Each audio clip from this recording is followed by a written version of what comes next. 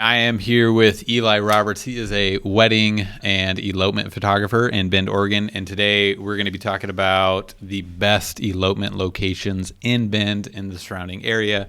Eli's been doing this for years out there. I will also link a blog post in the description below where he has a great website that is just solely devoted to couples looking to elope in Central Oregon.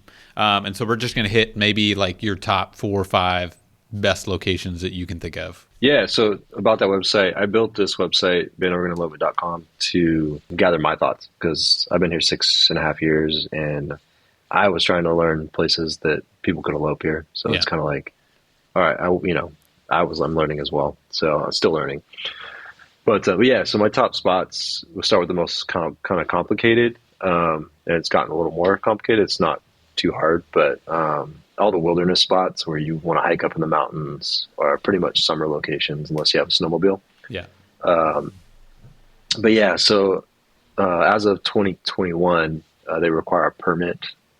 They release 40% of the permits in April, which sell out pretty quick. But then every 7 days at 7 a.m. prior on recreation.gov, and I've got links to this on my website, you can go and get a day permit, and they're like $1. I think they're pretty cheap.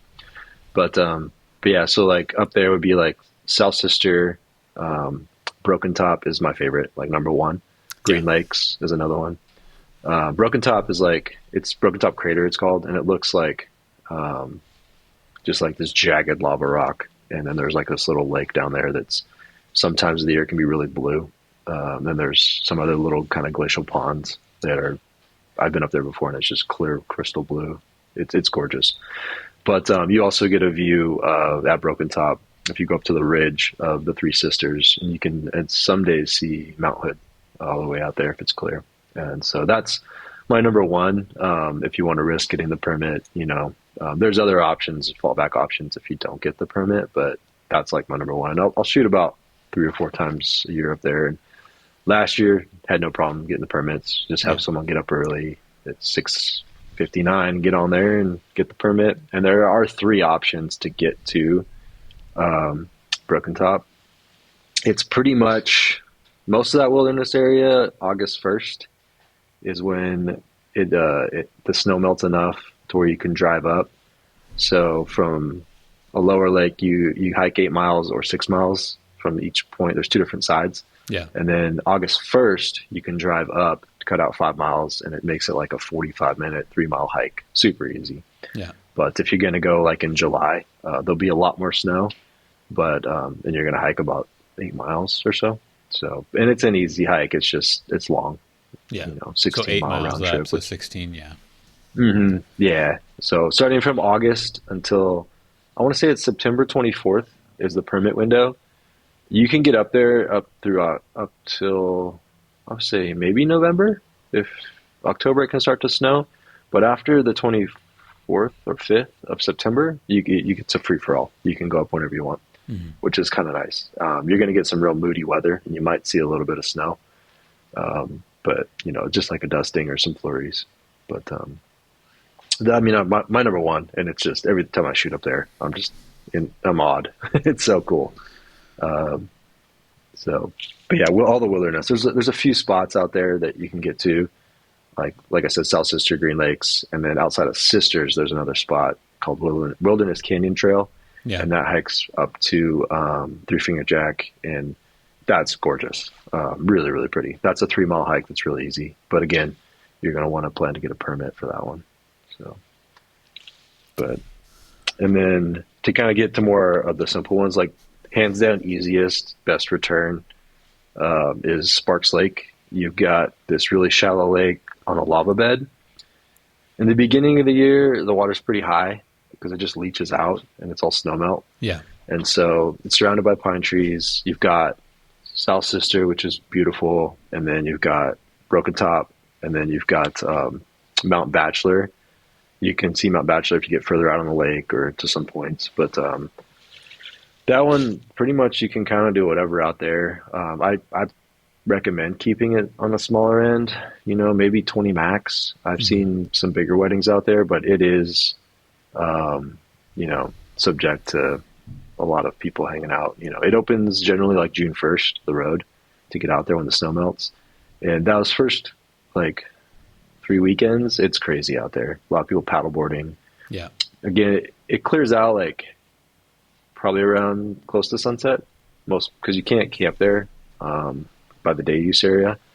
And so I recommend if you're going to elope, my favorite time is like 30 minutes before sunset to like 45 minutes, an hour after, because the sun sets a little early there. Yeah. And so there's a hill and the light's just gorgeous. But, and then that place changes a lot throughout the year. Coming from like June 1st, the water's super high, the beach is short. And then come like, September, it's like a pond almost, And then you've got this like crazy long beaches to go out on, and you can go out to the island out there. You get a lot more accessibility. The snow does start to disappear around August. And so if you want those snow-capped mountains, I recommend up to mid-July, plan your wedding. Yeah. If that's kind of like the sweet spot, I'd say mid to end of July. And then getting back out there, you can still get out there until about November 15th. The snow starts to hit and the road closes. But my favorite time is probably October to November, where it's getting real moody. You're going to get up there, you're going to get some flurries. You're just going to feel like this Northwest vibe, a lot of pine trees. There's also like a really pretty meadow right off Cascade Lakes Highway. So another note is to get to the day use area, I think it's like 3 miles of dirt road, 4 miles, and it's progressively gotten worse, which is fine. I've got a big 4-wheel drive SUV, but it does limit I think it's limiting a little bit of traffic. I've seen Priuses get out there, but it's a little dicey. A lot of folks will complain if there's a minivan. They're like, "Oh, I didn't realize it's going to be so bumpy." But again, it's like it's gotten worse every year, so I never know how it's going to be the next year. And they have not maintained it at all, which is fine. It's a short road, but it's something to be telling your guests or your family. Yeah. But just it's beautiful out there. I've got a canoe I'll take out there, and so we'll canoe out to the island in the beginning of the year and take portraits out there. And I'll go out there and paddleboard with my family in the summer. On a hot day, you can swim in it. It's because it's pretty shallow, So like at some points it's like a foot deep, and I think the deepest would be like 8 feet. And then later in the summer, it might not be more than 3 feet deep. So it really dries out throughout the summer. Yeah, Or thins out. and it's a good sized lake. It spans a pretty big area. But that'd be like my number one easiest. Like, you drive there, you get married, you drive down to dinner. So Perfect. So we've hit the wilderness and then Sparks Lake. Yeah. So those are summer spots. Yeah. For sure. Then there's spots that you can kind of do all year. Like, so just on the way up, you've got Mount Bachelor. You pass Mount Bachelor to get to Sparks Lake, about 11 miles, I think it is. And then right by Mount Bachelor, there's Tumalo Mountain to the right, Bachelor's to your left. And Tumalo, you hike up, it's just under 2 miles. It is pretty much straight up, but you can go summer and winter. And it looks right at the Three Sisters, Broken Top. Mm-hmm. And then on part of the mountain, you can see Mount Bachelor. And so I'll shoot up there at sunrise a lot in kind of the winter months. Starting from October, it'll start to snow up there. And we get up pretty early. It takes about an hour and a half to hike up. It can be pretty cold up there, but the sunrise is nuts on a clear day. Like it's just, you get that alpine glow come in. Yeah. And it's gorgeous. I mean, it's phenomenal. I've seen it down to 14 and windy. Explain alpine glow to me real quick. I've seen it before. Yeah. It's beautiful. Yeah. Like it's basically, it's really enhanced when it's snowy out. Like you've got like just all this reflection, but you've got like this gradient of like pink to blue. Yeah. So like, it's beautiful. So looking west, you see the mountains. And then when the sun's kind of like 30 minutes before it comes up in the like winter months, you'll get like that just that glow that comes across. It's a soft light. It's insane. Like, it's so pretty. It goes a little quicker in the winter, but yeah, it's started to be. And then once the sun's up, it's also gorgeous. But I think you get like probably like an hour of just crazy light total. And then you're going to bring headlamps. Different times of the year, the path's pretty marked because what people do is they hike up and they split board down or they'll ski down. Yeah. And so generally you can just follow someone's ski path. It's going to lead to the top, and nothing's really that steep or dangerous. Yeah. But yeah, so it's beautiful. You might need snowshoes at certain times of the year, but generally, if you have like some, what the crimp-ons or like those little cable things, if it's icy, you put on your shoes, just kind of some grip. But I've never done that. I've just always gone in boots and I've been fine. But yeah, that's summer and winter. It's awesome. You can't beat the view. I have not shut up there at sunset, but that would probably be pretty neat too. Because at the top, you get a pretty clear view. From all sides. The Three Sisters, yeah. You got to hike. You got to walk about 5 minutes to the south to get Mount Bachelor. But there's a really good view. There's a lot of options up there. So, but that's an easy, no permits required. Yeah, and you just got to make sure you can find parking. So if you're up there early, no problem. A lot of people will snowmobile from that point. So like if you go up on a weekend, after 8 a.m., you're going to find it. It's going to be hard to find parking. So, yeah. But, yeah, Tumbling Mountain. And then easiest year round is Smith Rock. We've talked a little bit about this in another video, but, under 20 people, you're pretty good. They do have a over 20 to 70 amphitheater you can rent. Yep. If you want to have a bigger ceremony, if you're going over 20. Generally my elopement site's built around 20 and less. It's a guide, so you can do more, and so people should get that no matter what, right? The amphitheater? Yeah. Or if you're over 20. My favorite spot to have a ceremony is directly out from the yurt or the visitor center and the restrooms. It's just a little flat, but you're subject to people, and everyone's pretty respectful. I mean, most people that are hanging out in that area are just vacationing or showing their family. Most everyone goes there to hike or rock climb is probably the most popular. Mm-hmm. And so it clears out in the evening around sunset. So I recommend the sun usually in the summer will hit the rocks at like an hour before sunset. And so I say about an hour before sunset, be out there. Weekends are really, really busy. Weekdays are best out there. And then winter slows down a bit, but again, on weekends in the summer or winter, it can still be busy. But yeah, under 20, they just say the main thing is stay on trails. So don't go climbing off in the main area off the trail. And then there's a lot of options out there.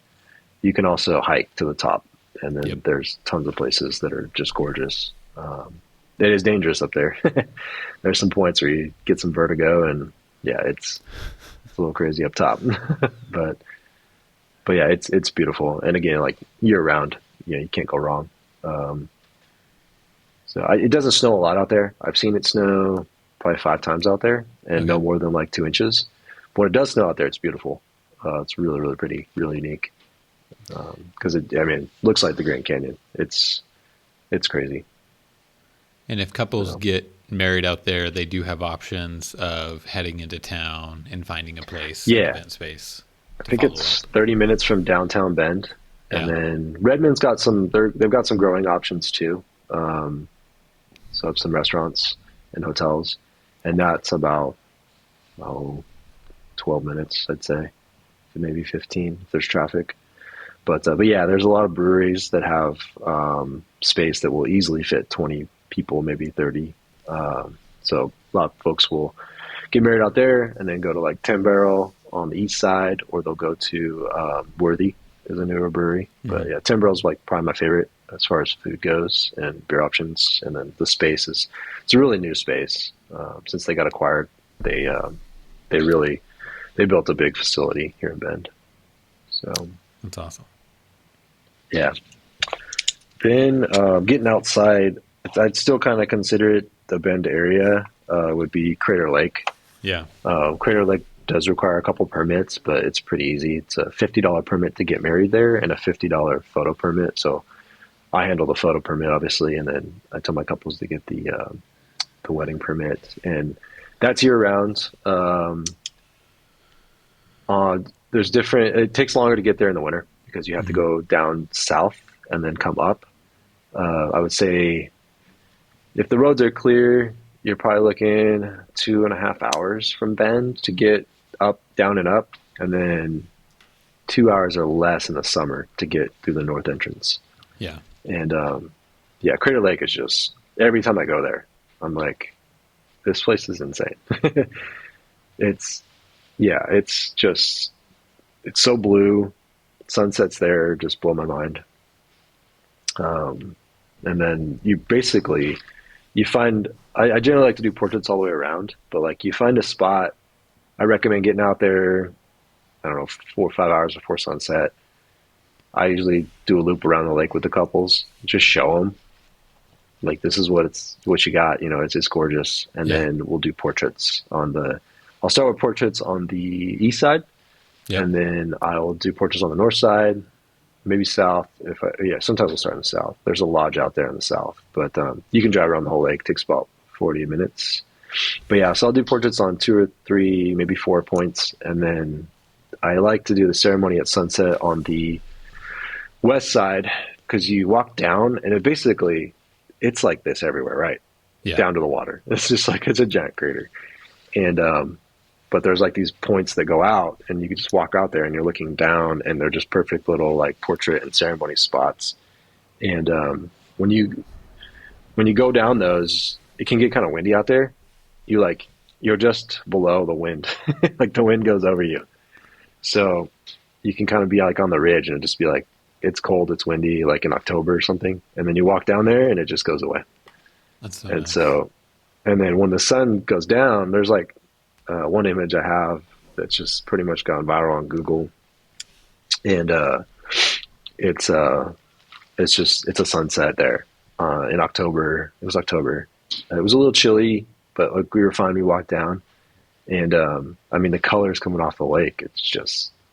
It absorbs everything out of the sky. It's crazy. It looks like you're just like floating. So It's crazy. interesting. I'm excited Yeah, to and see then I that did one photo. recently there in the winter, and it was fresh snow. I want to say that was November. I can't remember the month. I'll have to look it up. But it was a fresh snow, and it was phenomenal. And then I've snowshoed there. So in the winter, you're limited to the south as far as you want to snowshoe. I've snowshoed like a mile, I think it is. There's plenty of points to look out at the lake. But yeah, whether it's overcast or sunny there, like the lake's just phenomenal. It's hard to describe unless you see it. So, but yeah, Um, I'd call that Bend because we're pretty close, and the next town would be like Medford, um, Grants Pass. yeah, So that makes sense. it's out there. There's nothing out there except that. But I think that like literally like there are just thousands of places. There's like some meadows out in Sisters you can go to if you're small, and they look right out at the Sisters. You can drive out of Sisters and like literally just hit a road and then stop, and you're just like right there Beautiful. at these mountains. So I recommend a lot of couples if they want something that's like unique to them, like just take a drive, you know, like a week prior or a few days and just see what's out there and just be like, yeah, this is my spot, you know. So but there's so much beauty here. It's nonstop. It's gorgeous out So there. I love it. I love the smells, the scenery. It's such a breath of fresh air from yeah, Portland or yeah. being on the It's other I side mean of the in mountains. our weather's pretty good. We don't get a lot of rain, and when it is raining here, in the summer it just passes through.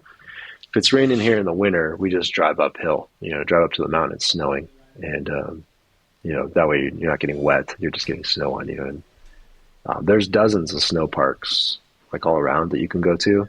Yeah. And I'll do a lot of family sessions in snow parks or portrait sessions in snow parks. And, but yeah, there's a bunch off the highway. that you can go to. They're just gorgeous. Yeah. Yeah, you get kind of a little bit numb to it because you live here, and then someone comes up that's never been here. You're like, oh yeah, You get to see it's it really through their pretty. eyes again. Yeah, exactly. Yeah, you're like, well, this is the prime spot, but then even off the road is beautiful. So Yeah. yeah, it's Cool. good to just get up and explore.